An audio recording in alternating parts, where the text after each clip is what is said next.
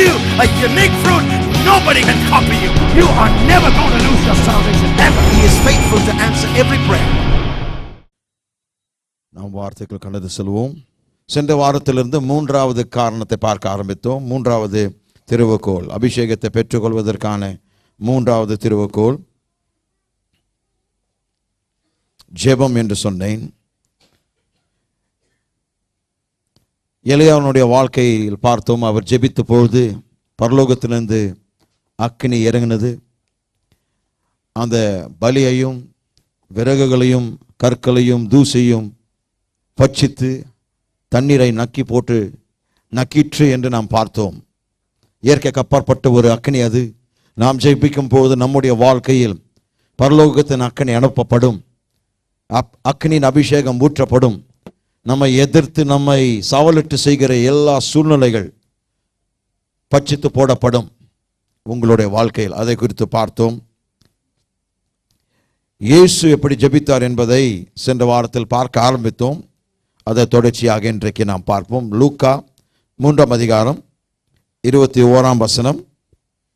ஜனங்கள் எல்லாரும் ஞானஸ்நானம் பெற்ற போது இயேசுவும் ஞானஸ்நானம் பெற்று ஜெபம் பண்ணுகையில் வானம் திறக்கப்பட்டது.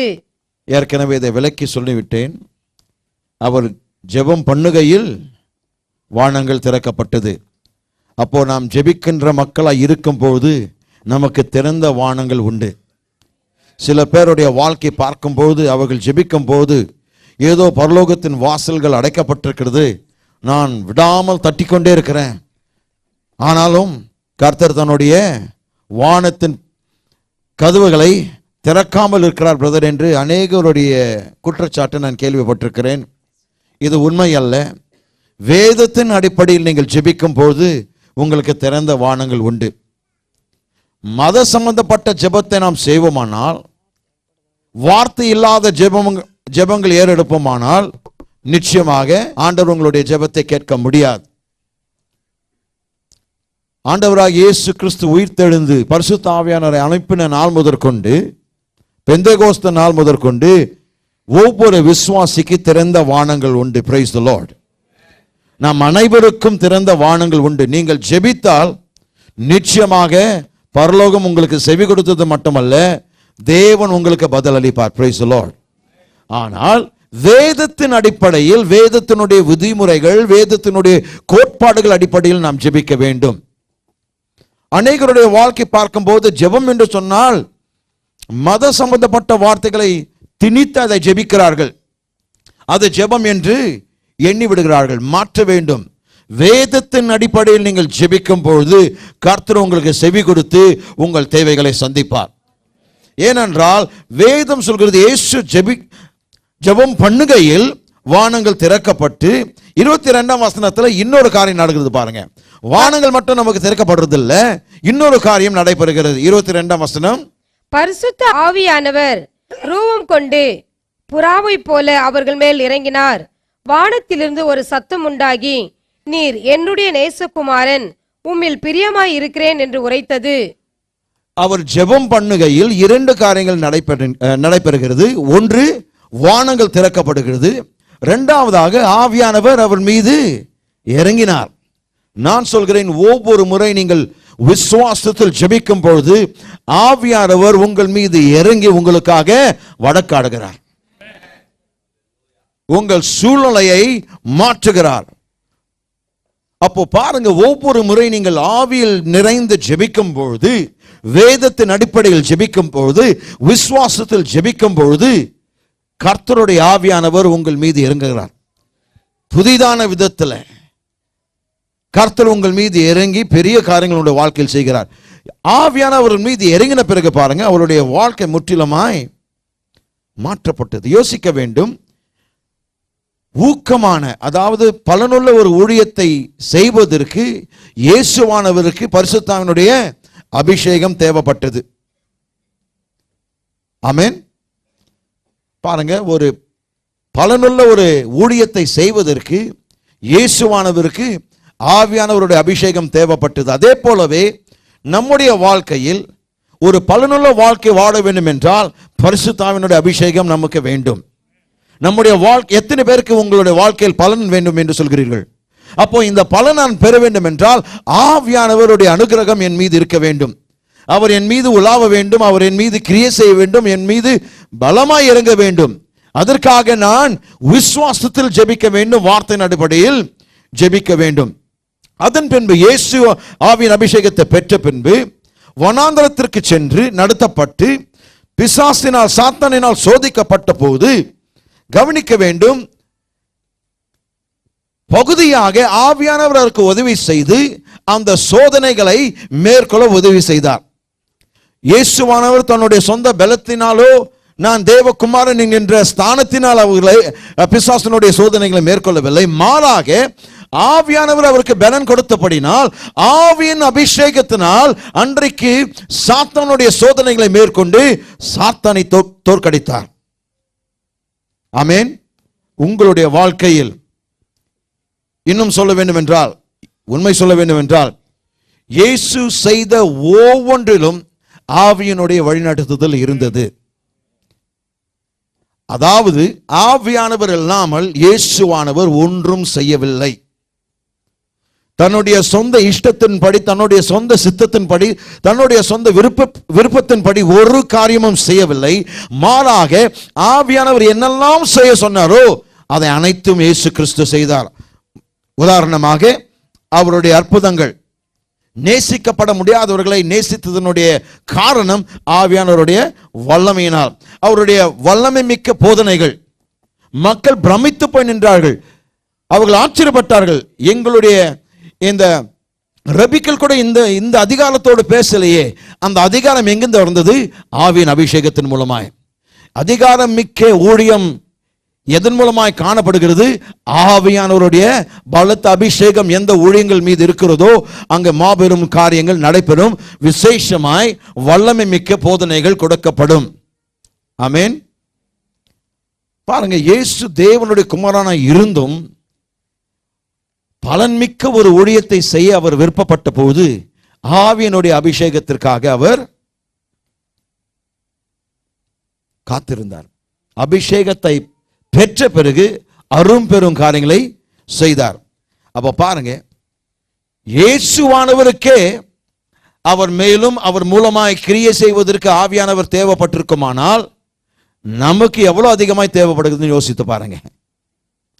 எத்தனை பேர் நாம் வாழ்ந்து கொண்டிருக்கிற இந்த கிறிஸ்தவ வாழ்க்கையில் ஏனோ தானம் என்று வாழ்ந்து கொண்டிருக்கிறோம். சபைக்கு செல்கிறோம், வேதத்தை வாசிக்கிறோம், ஜெபம் பண்றோம், சில காரியங்களை செய்ய சொல்கிறது செய்கிறோம். ஆனால் ஆவியினுடைய அபிஷேகத்தை ஒவ்வொரு நாள் நாம் பெறுகிறோமா? ஏனென்றால் வேதம் சொல்கிறது, சங்கீதம் 92 10ஆம் வசனத்தை வாசிப்போம். சங்கீதம் 92 10ஆம் வசனம் என்ன சொல்கிறது கவனிங்க.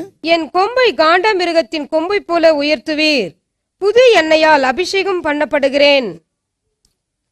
புதிய எண்ணெயால் அபிஷேகம் பண்ணப்படுகிறேன். அப்போ பாருங்க, இந்த சங்கீதக்காரன் என்ன தேவைப்படுகிறது அவருக்கு பாருங்க. ஒவ்வொரு நாள் புதிய எண்ணெயினால் அபிஷேகம் பண்ணுவதற்கு அவர் ஒப்பு கொடுத்தார். அப்போ ஒவ்வொரு நாள் புதிய எண்ணெய்க்காக நீங்கள் ஜெபிக்கிறீர்களா? ஒவ்வொரு நாள் புதிய அபிஷேகங்கள் உங்கள் வாழ்க்கையின் மூலமாய் வெளிப்பட வேண்டும் என்று நீங்கள் ஜெபிக்கிறீர்களா? ஏனென்றால் ஆவியினுடைய அபிஷேகம் வரும்போது எதிர்மாறான எந்த ஒரு சூழ்நிலை மாற்றப்படும். ஏனென்றால் உன் சூழ்நிலையை பார்க்கிலும் ஆவியின் அபிஷேகம் பெரிது, மகத்துவமானது, மாட்சிமையுள்ளது. தேவனுடைய அபிஷேகம்.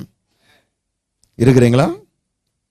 லூக்கா 4ஆம் அதிகாரம் முதல் 2 வசனங்களை வாசிப்போம். இயேசு பரிசுத்த ஆவியினாலே நிறைந்தவராய் யோர்தானை விட்டு திரும்பி ஆவியானவராலே வனாந்திரத்துக்கு கொண்டு போகப்பட்டு 40 நாள் பிசாசினால் சோதிக்கப்பட்டார். அந்த நாட்களில் அவர் ஒன்றும் புசியாதிருந்தார். அந்த நாட்கள் முடிந்த பின்பு அவருக்கு பசி உண்டாயிற்று.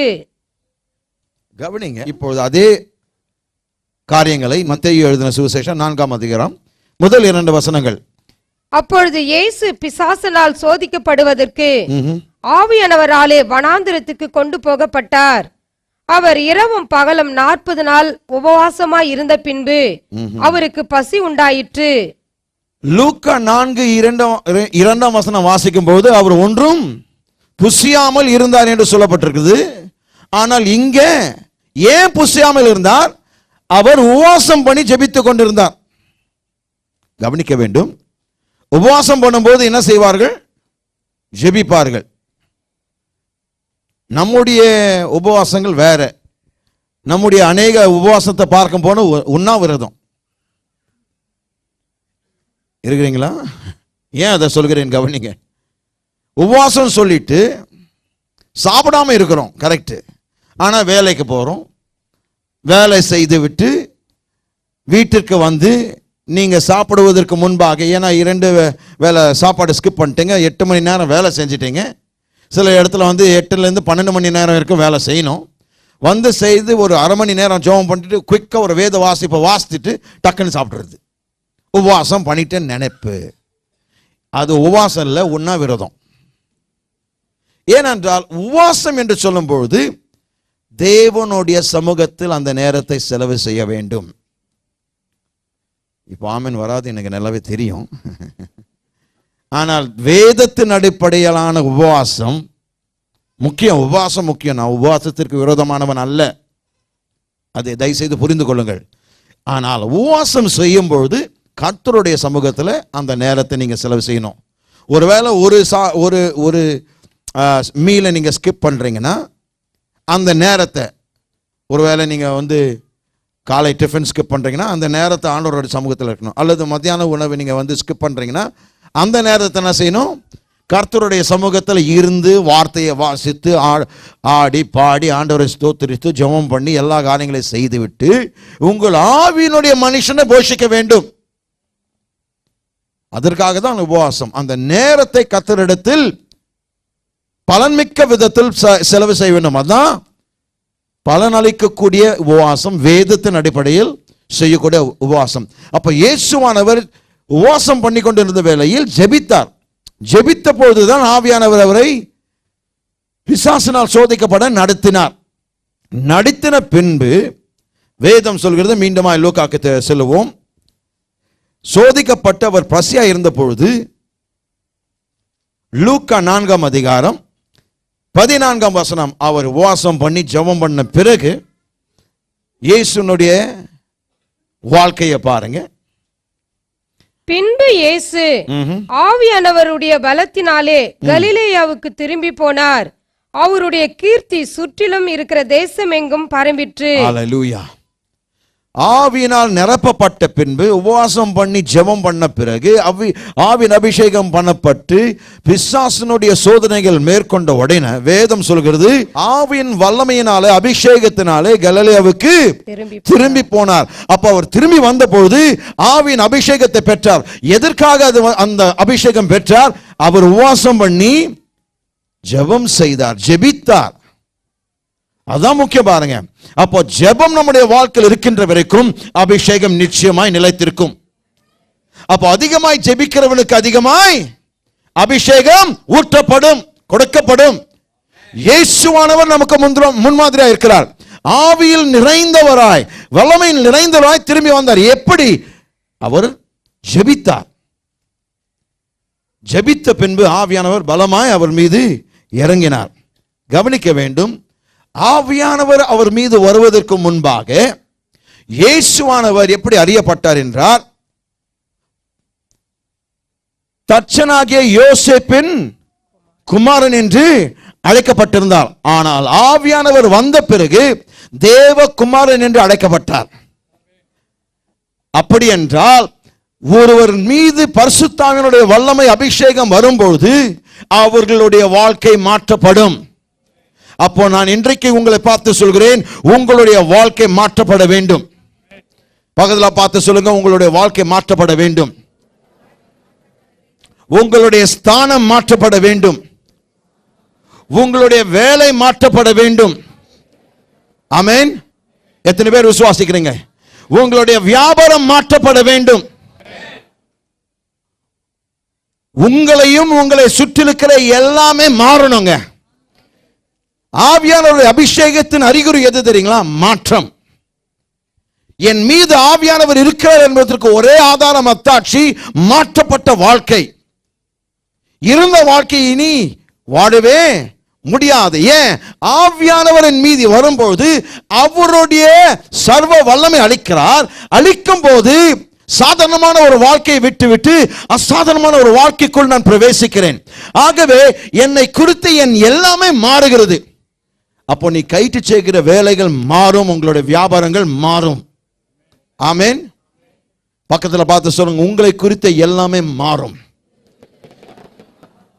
இயேசு யோசேப்பின் குமாரன் என்று அழைக்கப்படுவதற்கு பதிலாக இப்பொழுது தேவனின் குமாரன் என்று அழைக்கப்படுகிறார். கவனிக்க வேண்டும், மாற்றங்கள் நடைபெறும். எதற்காக இந்த சபைக்கு வருகிறீர்கள்? உங்களுடைய வாழ்க்கை மாற்றப்பட்டது. ஆமென். ஆனால் சிலர் என்ன செய்றாங்கன்னா, இந்த மாற்றத்திற்காக காத்து கொண்டிருக்கிறார்கள். நான் சொல்கிறேன், மாற்றத்துக்காக போதுமான அளவுக்கு நீங்க காத்து கொண்டு விட்டீங்க, போதும், நிறுத்துங்க. அதென்ற முதலாவது காத்திருப்ப நிறுத்துங்க. நீங்கள் விரும்புகின்ற மாற்றத்தை கவனிங்க. நீங்கள் விரும்புகின்ற மாற்றத்தை ஏற்படுத்துங்க. சில சொல்லுங்க, பிரதர், மாற்றத்திற்காக நான் காத்து கொண்டிருக்கிறேன். மாற்றத்திற்காக நீங்கள் காத்திருக்க வேண்டிய அவசியமே இல்லை. ஏனென்றால் பெந்தகோஸ்து நாள் முதற்கொண்டு, அதுதான் அருமையாக பாடினார்கள், பெந்தகோஸ்து நாள் முதற்கொண்டு திறந்த வானங்கள் இருக்கிறது, ஆவியினுடைய பிரசனம் இருக்கிறது, ஆவியினுடைய அபிஷேகம் இருக்கிறது, ஆவியானவருடைய வல்லம் இருக்கிறது. ஆகவே மாற்றத்திற்காக காத்திருக்க வேண்டிய அவசியம் இல்லை. நீங்கள் விரும்புகின்ற மாற்றத்தை உங்களால் உருவாக்க முடியும். நீங்கள் விரும்புகின்ற மாற்றத்தை ஜெபத்தில் நீங்கள் உண்டாக்க முடியும். You can create the change you desire. Number 2, you can generate the change you desire in prayer. கவனிக்க வேண்டும், நீங்கள் விரும்புகின்ற மாற்றத்தை நீங்கள் உருவாக்க முடியும். ஜெபத்தில் நீங்கள் விரும்புகின்ற மாற்றத்தை நீங்கள் உண்டாக்க முடியும். இயேசுவானவர் மாற்றத்தை கொண்டு வந்தார். யாரெல்லாம் அவரை சந்தித்தார்களோ அவர்கள் மாற்றப்பட்டவர்களாய் திரும்பி சென்றார்கள். அவரிடத்தில் வந்த ஒரு மனுஷனும் வந்தவனமாக திரும்பி சென்றதே கிடையாது. இயேசுவின் சீஷர்களாய் இருக்கிற நாம் இயேசு செய்த கிரியைகள் நாமும் செய்ய முடியும். அப்பொழுது நம்மை சந்திக்கிறவர்கள் அவரால் முற்றிலுமாய் மாற்றப்பட வேண்டும். எப்பொழுது? நம் மீது அபிஷேகம் இருக்கும் பொழுது. ஆதியாகமம் 32 அதிகாரம் 28 அப்பொழுது அவர், உன் பேர் இனி யாக்கோப்பு எனப்படாமல் இஸ்ரவேல் எனப்படும், தேவனோடும் மனிதரோடும் போராடி மேற்கொண்டாயே என்றார். யாக்கோபை குறித்த ஒரு சம்பவம் இது. யாக்கோபுடைய பேர் என்று பார்க்கும்போது எத்தன், ஏமாற்றக்காரன். தன் தகப்பனையும் தன் சொந்த சகோதரனையும் மூத்த சகோதரனையும் ஏமாற்றின ஒரு மனுஷன். வாழ்க்கை முழுவதுமாக மற்றவர்களை ஏமாற்றி பிழைத்தவர் இவர். ஆனால் இப்பொழுது அவருடைய பேருக்கு ஏற்ற மாதிரி வாழ்கிறார். பாருங்க, எத்தன் என்று பேருக்கு ஏற்ற மாதிரி வாழ்ந்து கொண்டிருக்கிறார். அவனுக்கு ஒரு மிக கெட்ட பேர் பாருங்க. கரெக்டாக வச்சுட்டாங்க பேர் யாக்கோபுன்னு. ஏன் வச்சாங்க அந்த பேர்? ஏன்னா வரும்போது அவங்க அண்ணன் குதிகால பிடிச்சிட்டு தான் வந்தார். ஸோ யாக்கோபனுடைய மூல வார்த்தை பார்க்கும்போது காலை பிடிச்சி வாரி இழுக்கிறவன். நீ முன்னேறி போகும்போது உன்னை நான் இழுத்துட்டு நான் உன் எடுத்துக்கோளம் பிடிச்சிட்டே வந்தான். நீ எங்க போற என்னை விட்டுட்டுன்றான். வாழ்ந்தார் பாருங்க அப்படியே. ஆனால் இப்பொழுது தன்னுடைய சொந்த பூமிக்கு திரும்புகிறார், சொந்த வீட்டுக்கு திரும்புகிறார், பயத்தோடு திரும்புகிறார். அவருக்கு எந்த நம்பிக்கையும் இல்லை. ஏன்? அவர் பின்பாக போக முடியல, பின்னிட்டு போக முடியல. ஏனென்றால் பின்னிட்டு போனா அவருடைய மாமனார் லாபான் இருக்கிறார். அவர் இவரை விட கில்லாடி. அவர் 20 ஆண்டு காலமா இவரை ஏமாற்றி, ஆங்கிலத்தில் சொல்லுவாங்க, he got a dose of his own medicine. மற்றவர்களுக்கு அவர் கொடுத்த மருந்தை அவருடைய மாமனார் இவருக்கு 20 வருஷம் போட்டு கொடுத்தார், அல்வா கொடுத்தார். இது சொன்னா ஈஸியா விளங்கிடும். எனக்கு எப்படி சொன்னாதான் ஈஸியா விளங்குதுங்க. திருநெல்வேலிக்கே அல்வா கொடுத்துட்டார். அதுவும் ஒரு தரம் அல்ல, 20 ஆண்டு காலமாய் மீண்டும் மீண்டுமாய் கொடுத்தார். அப்பொழுதுதான் அவருக்கு நன்றாக புரிந்தது, நான் எத்தனை பேர் இப்படியாக ஏமாத்திருக்கிறேன். You will never know what you have done to others unless you go through it. மற்றவர்களுக்கு என்ன கெடுதல் செய்திருக்கிறோம் என்று நாம் அந்த அனுபவத்தின் மூலமாய் கடந்து செல்லாத வரைக்கும் அதை புரிந்து கொள்ள மாட்டோம். ஆனால் பட்ட பிறகு ஐயோ இத்தனை பேர் நான் பாதித்திருக்கிறேனே, ஆண்டவரே என்னை மன்னியும் என்று கதறுவோம். பாருங்க, அவர் பின்னிட்டு போக முடியாத காரணம் அவரை ஏமாத்தின லாபான் இருக்கிறார். முன்பாகவும் செல்ல முடியாத காரணம் அவருடைய சகோதரன் ஈசா. அவர் என்ன சொன்னார், இந்த மனுஷன் எந்த நாள் வீட்டுக்கு திரும்பி வந்தா அவனை கொண்டு போட்டுருவான்ட்டார். அதுவும் என்ன சொல்றார், வேதம் சொல்கிறது, அவர் 400 வீரர்களோடு இவரை சந்திக்க வரார் என்று கேள்விப்பட்ட உடனே இருந்த தைரியம் எல்லாம் போயிடுச்சு. பயத்தோடு அந்த இரவில் அவரோடு ஒரு மனிதன் போராடினார். முழு இரவில் அவரோடு போராடினார். நான் சொல்கிறேன், கர்த்தர் உங்களுடைய எல்லா தவறான காரியங்கள் நீங்குகின்ற வரைக்கும் உங்களோடு போராடுவார். God will wrestle with you until he wrestles you out of your past.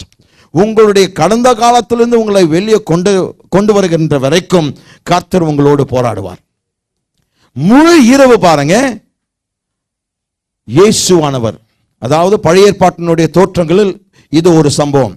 இயேசுவானவர் அங்கே வந்து அவரோடு போராடி, முழு இரவு அவரோடு போராடி, முழு இரவு முடிந்த பிறகு விடிய காலையில் இந்த வார்த்தையை சொல்கிறார். என்ன வார்த்தை கவனிங்க, வாசிப்போம். 28ஆம் வசனத்தை மீண்டுமாய் வாசிப்போம். அப்பொழுது அவர், உன் பேர் இனி யாக்கோபு எனப்படாமல் இஸ்ரவேல் எனப்படும், தேவனோடும் மனிதரோடும் போராடி மேற்கொண்டாயே என்றார். அந்த வார்த்தை பார்க்கும்போது மனிதனோடு தேவனோடு நீ போராடி, ஆங்கிலத்தில் வாசிக்கும் போது, மூல பாஷையில் வாசிக்கும் போது தேவனோடும் மனிதனோடும் நீ போராடினாய் அல்ல, வல்லமை பெற்றிருக்கிறாய். அப்போ ஒரு கவனிக்க வேண்டும், தேவனோடு நான் வல்லமை பெற்றிருக்க வேண்டும் என்றால் எப்படி அதை செய்ய முடியும்? தேவனோடு ஒரு மனுஷன் எப்படி வல்லமை பெற முடியும்? ஜெபத்தில். Are you listening to me? How can he have power with God? By prayer, in prayer. ஜெபத்தில் அவருக்கு தேவனிடத்தில் வல்லமை கிடைத்தது. உங்களுடைய வாழ்க்கையில் ஜெபத்தில் உங்களுக்கு வல்லமை இறங்கும். அப்போ அதிகமாய் ஜெபிக்கிறவர்களுடைய வாழ்க்கை பாருங்க, அதிகமான வல்லமை காணப்படும். காரணம், ஜெபிக்கிறவர்கள் ஆவியானவருடைய வல்லமைக்குள் பிரவேசிக்கிறார்கள். கவனிக்கிறீங்களா? Write this down. In prayer we tap into power to take command. In prayer we tap into power to take command. நாம் ஜெபிக்கும் போது வல்லமையோடு இணைக்கப்பட்டு அந்த வல்லமை நிமித்தமாக சூழ்நிலைகள் மீது நாம் அதிகாரம் எடுக்கிறோம். சூழ்நிலை நம் மீது ஆதிக்கம் செலுத்தாது, மாறாக வல்லமை அபிஷேகத்தை நான் பெறும்போது சூழ்நிலை நான் அடக்கி ஆளுவேன். ஆமென். இந்த நாள் முதற்கொண்டு இனி உங்களுடைய வாழ்க்கையில் சூழ்நிலைகள் உங்களை மேற்கொள்ளக்கூடாது, மாறாக நீங்கள் சூழ்நிலையை மேற்கொள்ள வேண்டும். பக்கத்தில் பார்த்து சொல்லுங்க, சூழ்நிலைகள் மீது நீங்கள் அதிகாரிகள். ஆமென். எல்லாரும் கரங்களை உயர்த்த சொல்லுங்க, சூழ்நிலை மீது நான் அதிகாரியாய் இருக்கிறேன். இனி என்னுடைய சூழ்நிலைகள் எனக்கு கட்டப்பட்டிருக்கும், ஒரு காலமும் அதற்கு நான் கட்டுப்பட்டிருக்க மாட்டேன். எத்தனை பேர் விசுவாசிக்கிறீங்க? இந்த நாள் முதற்கொண்டு உன்னுடைய வாழ்க்கையில் வருகின்ற எந்த ஒரு சூழ்நிலை ஜெபத்தின் மூலமாய் நீங்கள் வல்லமை பெறும்போது அதை நீங்கள் ஆளுகை செய்வீர்கள். You will be in command of your situation. உங்களுடைய சூழ்நிலை மீது நீங்கள் அதிகாரம் செலுத்துவீர்கள். ஆமென். எத்தனை பேர் விசுவாசிக்கிறீங்க? ஜெபத்தின் மூலமாய் ஜெபிக்கின்ற வேளையில் நீங்கள் வல்லமையோடு இணைக்கப்படும். You are tapping into power. You tap into God's power to take command. அநேகருடைய வாழ்க்கை பாருங்க, தோல்வியில போய் கொண்டிருக்கிறார்கள், வேதனையில் வாழ்ந்து கொண்டிருக்கிறார்கள், விரக்தியில் வாழ்ந்து கொண்டிருக்கிறார்கள், வியாகுலத்தில் வாழ்ந்து கொண்டிருக்கிறார்கள். காரணம் என்ன? தங்கள் சூழ்நிலைகள் மேற்கொள்ள முடியாமல் திக்கி தடுமாறுகிறார்கள், கஷ்டப்படுகிறார்கள், வேதனைப்படுகிறார்கள், ஊழியக்காரர்களை நாடி செல்கிறார்கள். நான் சொல்கிறேன், நீங்கள் ஜெபித்தால் நீங்கள் அந்த சூழ்நிலையின் மீது அதிகாரிகளாக இருப்பீர்கள். யாரிடத்தில் நீங்கள் நாடி செல்ல வேண்டிய அவசியம் இல்லை பிரியமானவர்களே. நீங்கள் எந்த ஊழியக்காரர்களை நம்பி போக வேண்டிய அவசியம் இல்லை. காரணம், நீங்களே தேவனுடைய ஊழியர்களாக இருக்கிறீர்கள். பாருங்க, நம்முடைய வாழ்க்கையில் ஊழியக்காரர்களை நாடி சென்று நம்பி அவர்கள் மீது சார்ந்திருந்த வாழ்க்கையை நாம் வாழ்ந்துட்டதுனால நமக்கு அதை விட்ட வேற எந்த வரியும் தெரியல. ஆனால் நான் கர்த்தருக்கு நன்றி செலுத்துகிறேன், இந்த சபையில் அப்படிப்பட்ட மக்கள் வாழ வேண்டிய அவசியம் இல்லை. காரணம், நீங்களே தேவனுடைய ஊழியர்கள். நீங்கள் ஜெபித்தால் தேவனுடைய ஆவியினுடைய வல்லமையோடு நீங்கள் இணைக்கப்பட்டு உங்கள் சூழ்நிலைகள் மீது நீங்கள் ஆளுகை செலுத்துவீர்கள். In prayer we tap into power to take command. ஜெபத்தில் வல்லமையோடு இணைக்கப்பட்டு அதிகாரம் எடுக்கிறோம். அப்போ ஜெப வாழ்க்கை எவ்வளவு முக்கியம் பாருங்க. அபிஷேகம் வேண்டும் என்றால், சூழ்நிலையை மாற்றக்கூடிய அபிஷேகம், பிசாசுகளை துரத்தக்கூடிய அபிஷேகம், வியாதிகளை சொஸ்தமாக்கக்கூடிய அபிஷேகம் நம்முடைய வாழ்க்கையில் வேண்டும் என்றால் நாம் ஜெபிக்கிற மக்களாய் இருக்க வேண்டும். நியாயாதிபதிகள் 16ஆம் அதிகாரத்திற்கு திருப்புவோம். நாம் அனைவருக்கும் சிம்சோனுடைய வாழ்க்கை குறித்து நன்றாக அறிந்திருக்கிறோம். ஏனென்றால் சண்டே ஸ்கூல் முதற்கொண்டு அதை கேட்டிருக்கிறோம். அநேக கதைகள் அதை குறித்து அநேக வியாக்கியானங்கள் கேட்டிருக்கிறோம். ஆனால் ஒரு முக்கியமான காரியம் பாருங்க, அவருடைய வாழ்க்கை பார்க்கும்போது அவர் அபிஷேகம் பண்ணப்பட்டவர். அவருடைய பிறப்பு ஒரு விசித்திரமான ஒரு பிறப்பு. பிறக்கும் போதே அவர் அபிஷேகம் பண்ணப்பட்டவராய் பிறந்தார். பாருங்க, விசேஷமான ஒரு பிறப்பு. அவர் அபிஷேகம் பண்ணப்பட்ட ஒரு மனுஷன், அவரும் பெரும் சாதனைகள் செய்தவர். ஆனால் மிக மாம்சமுள்ள ஒரு வாழ்க்கை வாழ்ந்தவர், ஜென்ம சுவாபமுள்ள மனுஷனாய் வாழ்ந்தவர், தன் இச்சைகளுக்கு அதிகமாய் ஈண்டு கொடுத்தவர். அடிக்கடியாக அவரை குறித்து பேசும்போது இப்படியாக சொல்வேன் ஆங்கிலத்தில், he was a he man with a she weakness. சில பேருக்கு அது புரியல, ஆனால் சில பிள்ளைங்களுக்கு நன்றாகவே தெரியும். ஏன்னா ஹீ மேன் ஒரு கார்ட்டூன் இருந்துச்சுங்க அந்த காலத்தில். அவன் வந்து அந்த அந்த அவன் ஒரு சாதாரண மனுஷன். அதனால் அந்த பட்டயத்தை பிடித்தால் அவன் ஹீ மேனாக மாறிடுவான், சக்தி வாய்ந்தவனாக மாறிடுவான், அரும்பெரும் காரியங்களை செய்வான். இவர் வந்து சக்தியோடு இருந்தவர், ஆனால் இவர் வந்து ஒரு he man with a she வீக்னஸ்ங்க.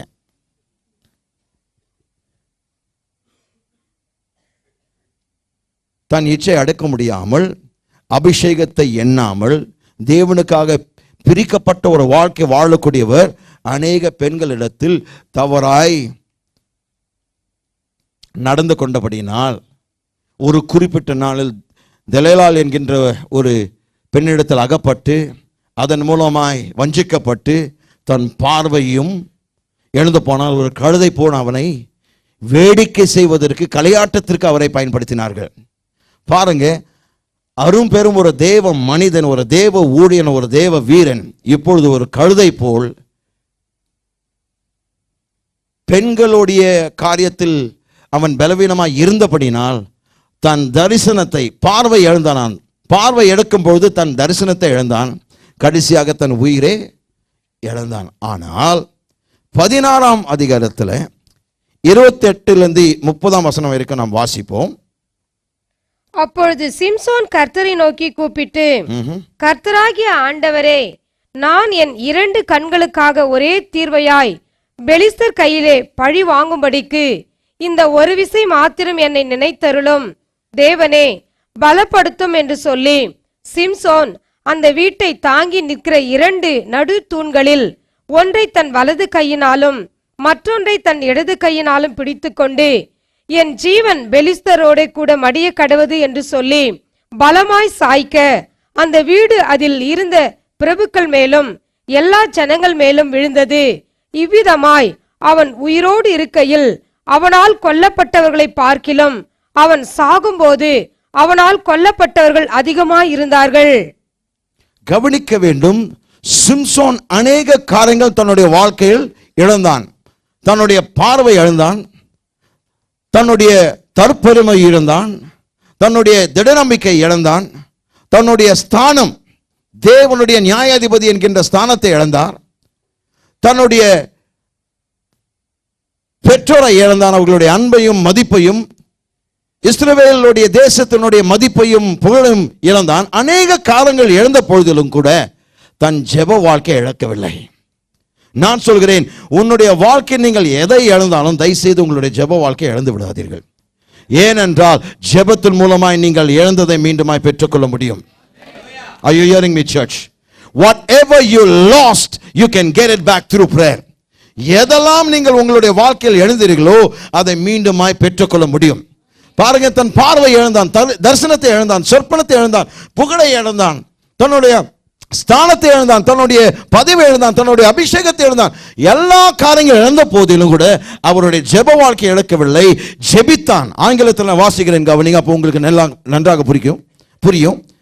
28ஆம் வசனம். Then Samson called to the Lord saying, "Oh Lord God, remember me, I pray." என்ன செய்கிறாருங்க? கூப்பிட்டான் என்று சொல்லப்படும் போது என்ன செய்கிறான்? ஜெபிக்கிறான். ஜெபித்த போது என்ன ஜெபிக்கிறார் பாருங்க. Strengthen me, I pray. மீண்டும் அதே வார்த்தை பயன்படுத்துறார் பாருங்க. Strengthen me, I pray, just this once, O God, that I may with one blow take vengeance on the Philistines for my 2 eyes. அவர் சொல்கிறார், ஆண்டவரே, இந்த ஒரே விசையாக எனக்கு பலம் தாரும். நான் இழந்த பலத்தை, நான் இழந்த அபிஷேகத்தை, நான் இழந்த எல்லா காரியத்தை என் மீது மீண்டும் ஒரே விசையாக கொடுத்து என்னுடைய 2 கண்களுக்கு பழிவாங்குதலாக இவைகளை நான் மேற்கொள்ள வேண்டும். Listen to me carefully. The Bible says, when he pushed with all his might, the pillars collapsed. நான் சொல்கிறேன், உங்களுடைய வாழ்க்கையில் தூண்களாய் உறுதியாய் அசைக்கப்பட மாட்டேன் என்று சொல்கிற ஒவ்வொரு பிரச்சனைகள் தேவன் உங்களுக்கு பலன் அளித்து நீங்கள் அதை கீழே தள்ள போகிறீர்கள். இந்த நாளில் கர்த்தர் அதை செய்ய போகிறார். உங்களுடைய வாழ்க்கையில் தூண்களைப் போல், மலைகளைப் போல், மதில்களைப் போல் உறுதியாய் நிற்கிற நான் அசைக்கப்பட மாட்டேன், நீ என்னவென செய்து கொள், உன் வாழ்க்கை நான் அடக்கி ஆளுவேன் என்று தூண்கள் நிற்கிறதே, தேவன் உன் கையினால் அதை நிர்மூலமாக்க போகிறார். He's going to push it with all his might. பக்கத்துல பார்த்து சொல்லுங்க, பலமாய் தள்ளு.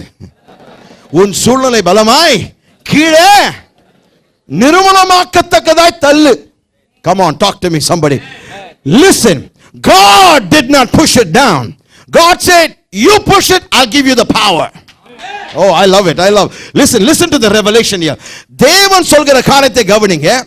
நீதான் உன் பார்வை எழுந்த, என்னை விட்டு நீதான் விலகி போனே, நீதான் பாவத்துக்குள் அகப்பட்ட, நீதான் இத்தனை விளைவுகள் சந்திக்கிறாய்.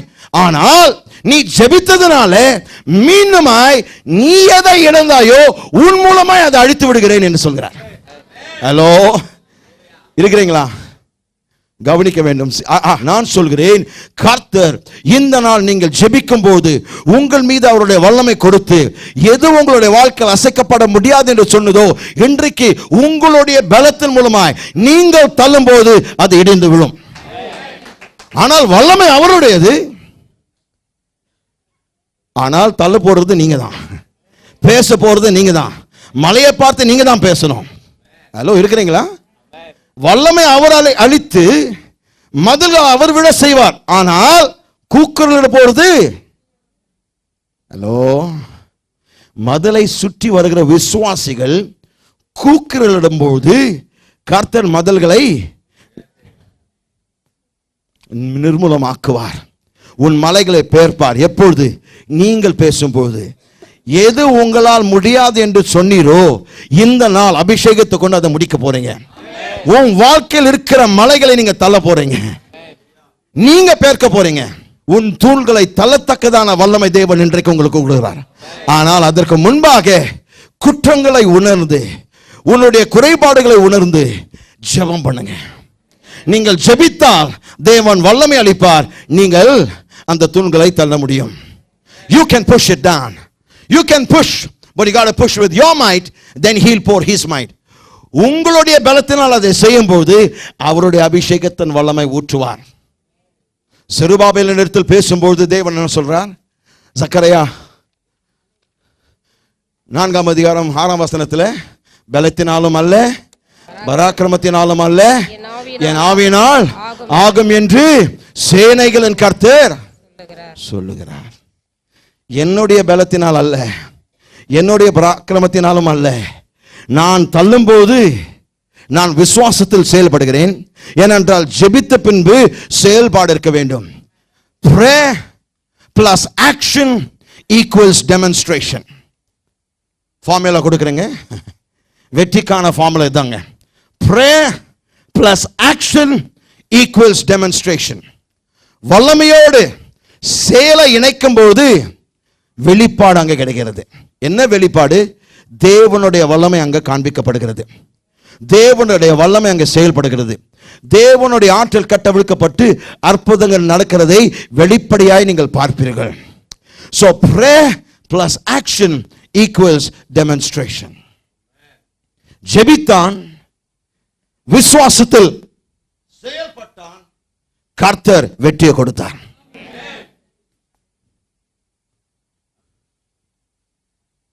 ஆனால் பாஸ்டர் அவர் மரித்து போனாரே, அவர் கேட்டாரு, அவங்களோடு நானும், அது கேட்டதுனால அவர் மரித்து போனார். நீங்க என்ன கேட்கிறீங்களோ அதான் பெற்றுக்கொள்வீங்க. What am I talking about? நான் எதை குறித்து பேசுகிறேன்? ஜெபத்து நீங்கள் வல்லமையோடு இணைக்கப்படும் போது அதிகாரம் செலுத்துவீர்கள். கண்களை இழந்து விட்டான், பார்வை இழந்து விட்டான், ஆனால் அதிகாரத்தை இழக்கவில்லை. மீண்டுமாய் ஒரு விஷயம் அந்த அதிகாரம் பெற்று தன் சூழ்நிலையை அவர் மேற்கொண்டார். கர்த்தர் சொல்கிறார், அவருடைய வல்லமை உங்களுடைய வாழ்க்கையில் செயல்படும் போது நீங்கள் மேற்கொள்வீர்கள். ஆமென். இன்னொரு உதாரணத்தை பார்ப்போம். அப்போஸ்தல நடபடிகள் 9ஆம் அதிகாரம். அப்போஸ்தல நடபடிகள் 9ஆம் அதிகாரம் 40ஆம் வசனத்துக்கு திருப்பிக் கொள்ளுங்க. அதனுடைய பின்னணியை நான் சுருக்கமாய் சொல்கிறேன். தபித்தா என்று, தொர்க்கால் என்று அழைக்கப்பட்ட ஒரு சகோதரி இருந்தால், விதவைகளுக்கும் ஏழைகளுக்கும் திக்கற்றவர்களுக்கும் அதிகமாய் உதவி செய்து அவர்களை சத்தியத்தில் நடத்தி அவர்களுக்கு போதகம் பண்ணி அநேக நற்காரியங்களை செய்து அவர்களை பராமரித்து கொண்டு வந்தால், அவள் வியாதிப்பட்டு மரித்து போனாள். மரித்து போன பொழுது அவர்களெல்லாம் துக்கித்து சமீபமாக அந்த இடத்துல அருகில் யோப்பா என்கின்ற பட்டணத்தில் பேதுரு இருந்த பிறகினால் அவரை அழைத்தார்கள். அழைத்த போது அவரும் வந்து அவர்களுடைய வேண்டுகோளுக்கு செவி கொடுத்து வந்து 40ஆம் வசனம் 40-41ஆம் வசனத்தை வாசிப்போம். பேதுரு எல்லாரையும் வெளியே போகச் செய்து முழங்காற்படியிட்டு ஜெபம் பண்ணி. நிறுத்துங்க. முழங்கால் படியிட்டு ஜெபம் பண்ணி என்ன செய்தாருங்க? அபிஷேகத்தை பெற வேண்டும் என்றால் என்ன செய்ய வேண்டும்? நம்முடைய ஜெப ஜீவியம் இந்த நாள் முதல் கொண்டு மாற்றப்பட வேண்டும். நான் முழங்கால் படிட்டு அல்லது நின்று அல்லது உட்கார்ந்து நான் ஜெபிக்கும் போது அபிஷேகம் கடந்து வர வேண்டும். வேதத்தின் அடிப்படையில் நீங்கள் ஜெபிக்கும் போது ஆவியானவர் இறங்கி வருவார். ஏனென்றால் வேதத்தின் அடிப்படையில் நீங்கள் ஜெபிக்கும் போது ஆவியானவருக்கு செயல்படுவதற்கு அதிகாரம் வாய்ப்புகளை அளிக்கிறீர்கள். Whenever you pray according to his word, you give the Holy Spirit power to work, because he can only work according to the word. வார்த்தையை பேசாமல் ஆவியானவர் அங்கே கிரியை செய்யவே முடியாது, உலாவிக் கொண்டிருப்பார். ஆதியாகமத்தில் பார்க்கும்போது ஆவியானவர் ஜலத்தின் மேல் அசைவாடினார், ஆனால் ஒன்றும் செய்யல. அசைவாடி கொண்டிருந்தால் ஒரு சிறப்பான தன்னிகரற்ற தனித்தன்மை வாழ்ந்த காரியம் செய்ய முடியவில்லை. ஏன்? வார்த்தை பேசப்படவில்லை. ஆனால் எந்த நிமிஷத்தில் தேவனாகிய கர்த்தர் வெளிச்சம் உண்டாக கடவுது என்று வார்த்தைகளை பேசினாரோ ஆவியானவர் செயல்பட்டார். விளங்குதுங்களா நான் சொல்றது? அப்போ நான் ஜெபத்தில் வார்த்தையை பேசும்போது ஆவியானவர் நிச்சயமாக அசைவாடி கொண்டிருக்கிறவர் செயல்பட ஆரம்பிப்பார். அப்போ என்னுடைய வாழ்க்கையில் ஆவியின் அசைவாடுதல் இருந்தால் மட்டும் போதாது, அவருடைய செயல்பாடு மிக முக்கியமாய் தேவைப்படுகிறது. விளங்குதுங்களா நான் சொல்றது? அசைவாடுதல் இருந்தால் போதாது, அவருடைய செயல்பாடு வேணும். ஜலத்தின் மேல் அசைவாடினார், ஆனால் இருந்த சூழ்நிலை அப்படியாக தான் இருந்தது. ஒழுங்கின்மையும் வெறுமையும் இருளாய் இருந்தது. ஆவியானவர் அங்க அசைவாடின பொழுதும் கூட பாருங்க, சூழ்நிலை மாறல. வார்த்தைகள் பேசப்பட்ட உடனே சூழ்நிலை மாற்றப்பட்டது, காரியங்கள் உண்டாக்கப்பட்டது. உங்களுடைய வாழ்க்கையில் சிருஷ்டிப்பின் அற்புதங்கள் வேண்டுமா? ஜெபத்தில் வார்த்தையை பேசுங்கள், ஆவியானோட அபிஷேகத்தை நீங்கள் பெறுவீர்கள். கவனிங்க, எல்லாரையும் வெளியேற்றி முழங்கால் படியிட்டு ஜெபித்தார். ஜெபித்த உடனே வல்லமையோடு இணைக்கப்படுகிறார். இப்போது ஒரு கமாண்ட் செய்ய ஆயத்தம் ஆயிட்டாருங்க. ஒரு கட்டளை கொடுக்க, ஒரு அதிகாரம் செலுத்த ஆயத்தமாயிருக்கிறார். வாசிங்க, தொடர்ந்து வாசிங்க சிஸ்டர். பிரேதத்தின் புறமாய் திரும்பி, தப்பித்தாளே, எழுந்திரு என்றான். அப்பொழுது அவள் தன் கண்களை திறந்து பேதுருவை பார்த்து உட்கார்ந்தாள்.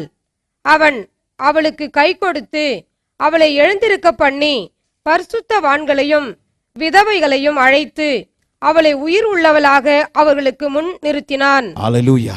கவனிக்க வேண்டும், ஜெபத்தில் நீங்கள் தேவனுடைய வல்லமையோடு பரிசுத்தாவினுடைய அபிஷேகத்தோடு இணைக்கப்படும் போது எல்லா சூழ்நிலைகள் மீது நீங்கள் அதிகாரம் செலுத்துவீர்கள். பாருங்க, இந்த ஒரு சூழ்நிலையை பார்க்கும்போது முடியாத ஒரு இட்ஸ் an impossible situation. சாத்தியமற்ற ஒரு சூழ்நிலை, முடியாத ஒரு சூழ்நிலை, நம்பிக்கையற்ற ஒரு சூழ்நிலை. ஏனென்றால் மரணம் ஏற்பட்டிருக்கிறது. உயிரோடு இருக்கிற வரைக்கும் மக்கள் போராடுவார்கள், டாக்டர்கள் போராடுவார்கள், உறவினர்கள் போராடுவார்கள். உயிரோடு இருக்கிற வரைக்கும் நம்மால் செய்ய முடிந்ததெல்லாம் செய்து அந்த உயிரை காப்பாற்ற முயற்சி செய்வோம். ஆனால் உயிர் போன பிறகு நம்மால் ஒன்றும் செய்ய முடியாது. ஆனால் இயேசுவின் வல்லமை நம்முடைய வாழ்க்கையில் இருக்கும் போது மிக மோசமான நம்பிக்கையற்ற சூழ்நிலை கூட நம்பகமான சூழ்நிலையாய் அவருடைய அபிஷேகத்தை கொண்டு மாற்ற முடியும். Even the impossible becomes possible when the anointing is on your life. முடியாத காரியங்கள் முடிக்கப்படுகின்ற காரியங்களாய் மாறும் எப்பொழுது உங்கள் மீது அபிஷேகம் வரும்பொழுது.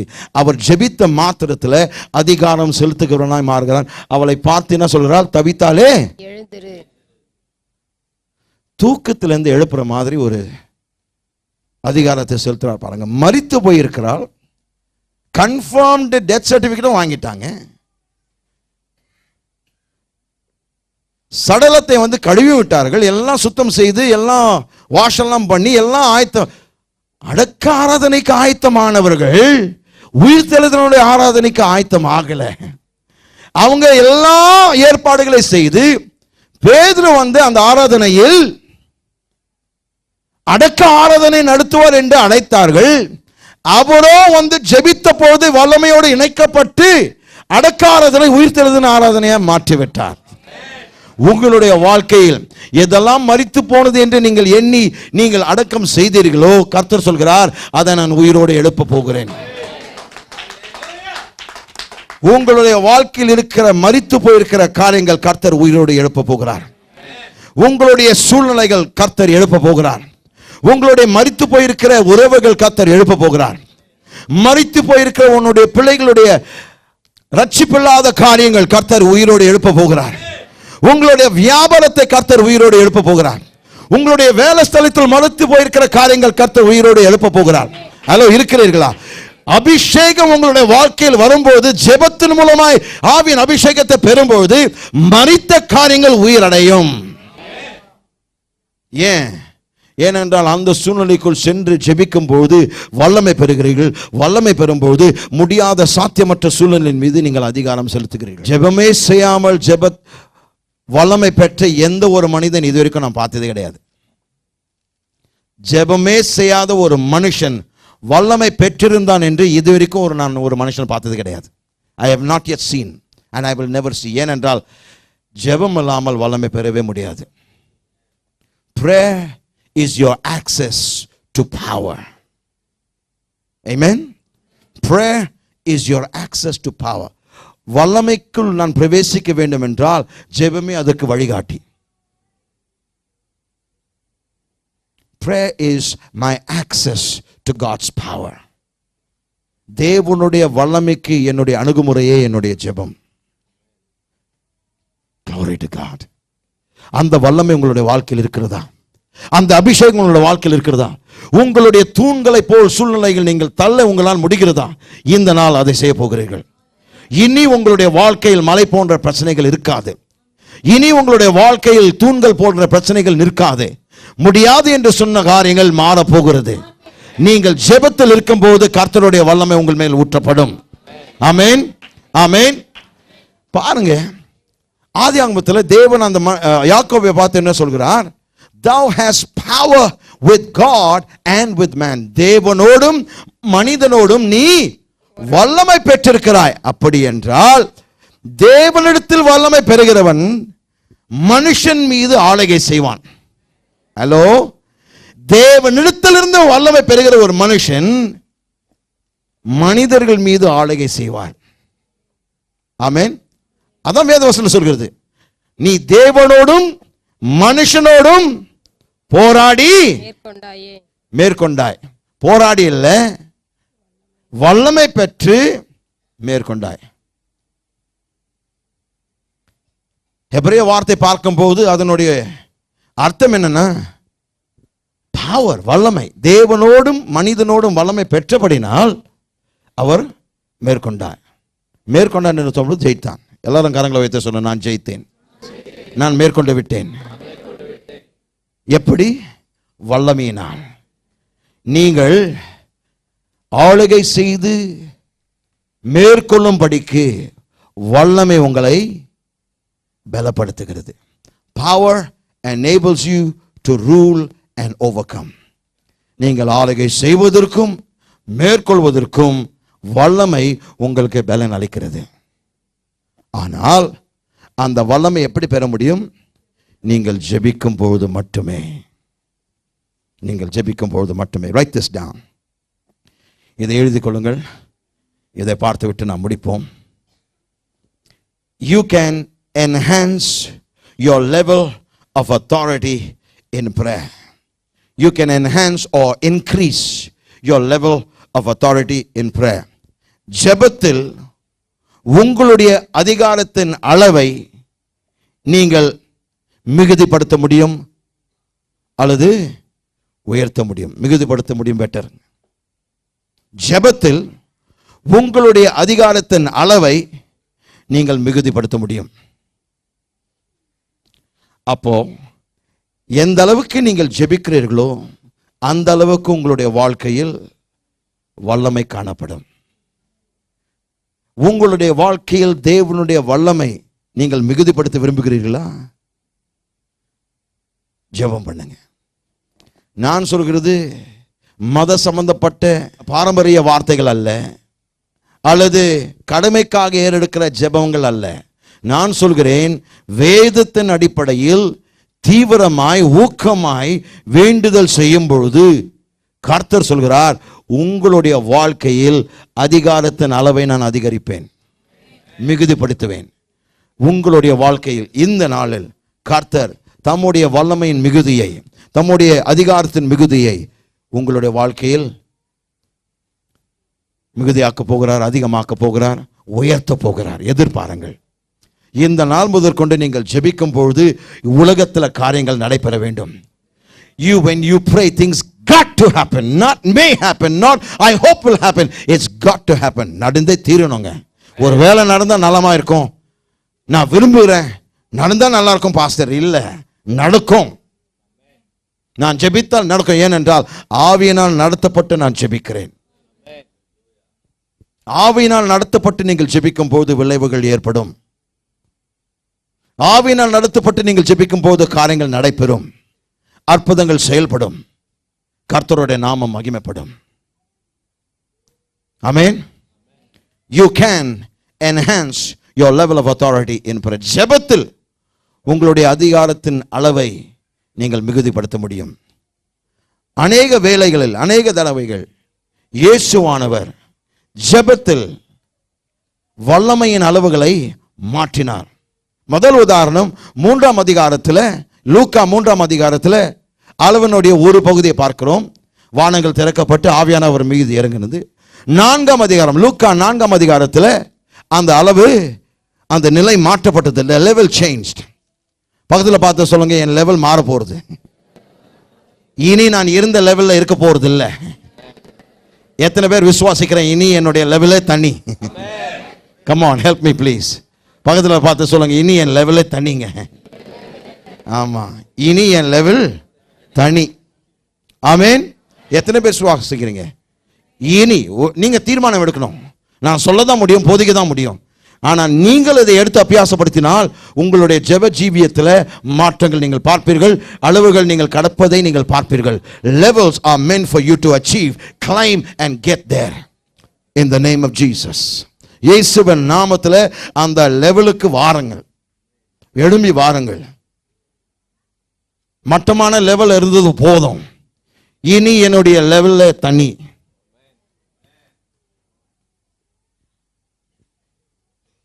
Good God Almighty.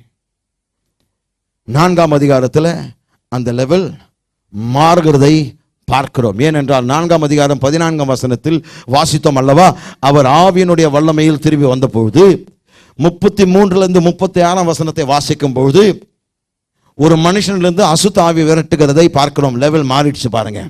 அடுத்தது 38ஆம் வசனத்திலிருந்து 39ஆம் வசனம் வரைக்கும் வாசிக்கும் பொழுது பேதுருனுடைய மாமியாரை சொஸ்தமாக்கினார், தொட்டு அவளுடைய ஜரத்தை சொஸ்தமாக்கினார். லெவல் மாறினது. 39ஆம் வசனத்தில் அநேகர் அவரிடத்தில் வியாதியஸ்தர்களை கொண்டு வந்தார்கள். அவர் எல்லார் மீது கைகளை வைத்து அவர்களை சொஸ்தமாக்கினார். லெவல் மாறிடுச்சு மீண்டுமாய். ஒரே அதிகாரத்தில் 3 தடவைகள் லெவல் மாறுகிறதை இங்க பார்க்கிறோம். கர்த்தர் சொல்கிறார், இந்த நாள் முதற்கொண்டு நீங்கள் ஜெபத்தில் நிலைத்திருப்பீர்களானால் உங்களுடைய அதிகாரத்தின் அளவு கர்த்தர் மாற்றுவார். Oh, come on, help me please. Hallelujah. 9ஆம் அதிகாரத்தை பார்க்கும் பொழுது லெவல் மீண்டுமாய், லூக்கா 9ஆம் அதிகாரத்தில் லெவல் மீண்டுமாய் மாறுகிறது. வாசிக்கிறதுக்கு நேரம் இல்லை. லூக்கா 9ஆம் அதிகாரம் 28-29ஆம் வசனங்களை வாசிக்கும் பொழுது அவர் மறுரூப மலைக்கு சென்று பேதுரு யோவான் யாக்கோபை எடுத்துக்கொண்டு அங்கே ஜெபித்து கொண்டிருக்கிற வேளையில் மீண்டுமாய் ஜெபிக்கையில் ஜெபம் பண்ணுகல அவர் ஜெபம் பண்ணுகையில் அவருடைய தோற்றம் மாற்றப்பட்டு அவருடைய அங்கெல்லாம் மாற்றப்பட்டு அப்படியே நீங்கள் 42ஆம் வசனம் வரைக்கும் வாசிப்பீர்களானால் மலையினுடைய அனுபவத்தை பெற்ற பிறகு அவள் இறங்கி வந்த பொழுது ஊமையும் செவிடும் உள்ள ஒரு ஆவியை பிடித்த ஒரு பையனை கொண்டு வந்தார்கள்.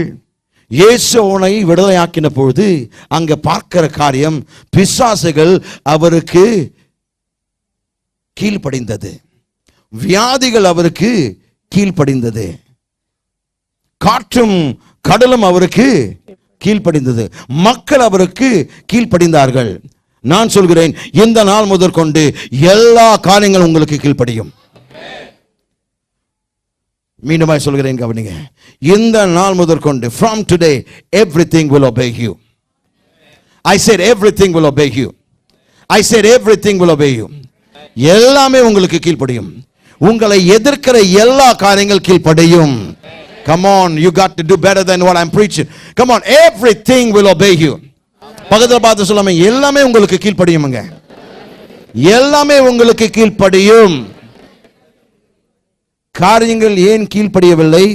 காரணம், you have not taken charge. நீங்கள் அதிகாரம் எடுக்கல.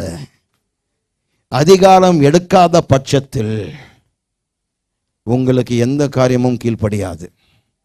அதிகாரம் உள்ளவர்களுக்கு தான் இந்த காரியங்கள் செவி கொடுத்து கீழ்ப்படியும். When you are not commanding, nothing will fear you and nothing will obey you. நீங்கள் அதிகாரத்தில் செயல்படாவிட்டால் ஒன்று உங்களை பார்த்து பயப்படாது, அது நிமித்தமாய் கீழ்ப்படியாது. இந்த நாள் நாம் தீர்மானம் எடுப்போம். இனி என்னுடைய வாழ்க்கையில் ஜெபத்தின் மூலமாய் நான் கொடுக்கிற ஒவ்வொரு கட்டளைக்கு என் எதிர்மாறான சூழ்நிலை செவி கொடுத்து கீழ்ப்படியும் என்று நான் உறுதியாய் கூறுகிறேன், தீர்மானம் எடுக்கிறேன். இந்த நாள் முதற்கொண்டு ஆவியினால் ஏவப்பட்டு நான் ஜெபிக்கின்ற வேளையில் என் மீது இருக்கிற தேவ ஆவியானுடைய அபிஷேகமும் வல்லமையும் எனக்கு முன்பாக எல்லா காரியங்களை கீழ்ப்படுத்தும். இந்த நாளில், இந்த நாள் முதற்கொண்டு உங்களுடைய வாழ்க்கையில் எல்லா காரியங்களும் உங்களுக்கு கீழ்ப்படியும்.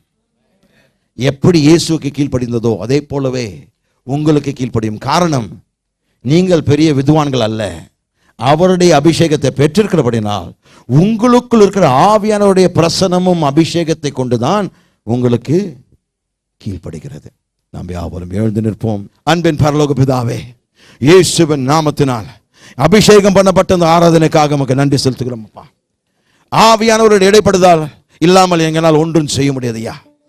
ஓ உமக்கு நன்றி கர்த்தாவே, ஓ உமக்கு நன்றி கர்த்தாவே, ஓ உமக்கு நன்றி கர்த்தாவே. இயேசுவின் நாமத்தினால், இயேசுவின் நாமத்தினால், இயேசுவின் நாமத்தினால், இயேசுவின் நாமத்தினால், இயேசுவின் நாமத்தினால் ஆண்டவரே உம்முடைய அபிஷேகம், உம்முடைய அபிஷேக நதி ஒவ்வொரு பிள்ளையின் மீது வல்லமையாய் இறங்குவதாக. ஓ